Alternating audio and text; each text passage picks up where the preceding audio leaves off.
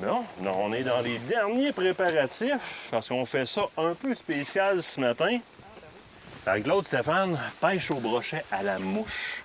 C'est quand même quelque chose qui est peu coutumier pour les gens. Les gens sont habitués de le faire au lancer léger ou encore au lancer lourd, dépendamment de la grosseur des spécimens qui sont présents sur les lacs.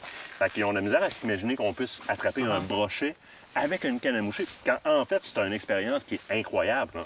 Oui, absolument. Le take est vraiment trippant. Surtout qu'on va travailler des fois avec des leurres de surface, comme ces leurres-là, des petits poppers.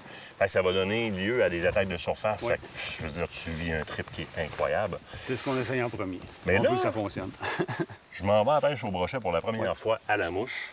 J'ai dans ma main ma petite canne numéro 3 ou numéro 4 avec laquelle je mouche la truite en théorie. Est-ce que je peux le faire avec ça ou je dois adapter mon matériel?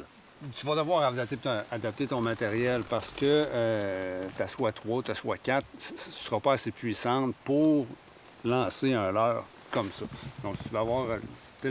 la grosseur du leurre va dicter la grosseur de la canne, si on veut. Évidemment, plus ta canne est grosse, plus elle va être résistante, elle va te permettre de combattre un poisson de plus grosse dimension, comme le brochet.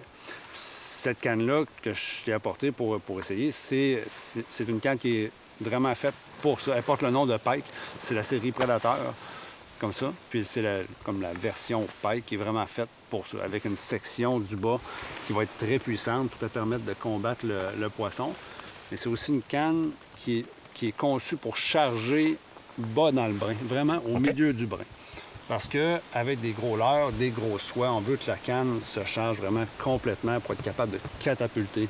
Tu peux propulser le plus loin possible. Propulser le plus loin possible. Dans Redington, celle-là, c'est une soie 10. Elle se fait pas seulement dans la soie 10, par exemple. Non, ça commence à partir de 6 jusqu'à 11. Parfait. Ouais. Donc, on va pouvoir quand même aller s'amuser en masse sur le Predator avec ça.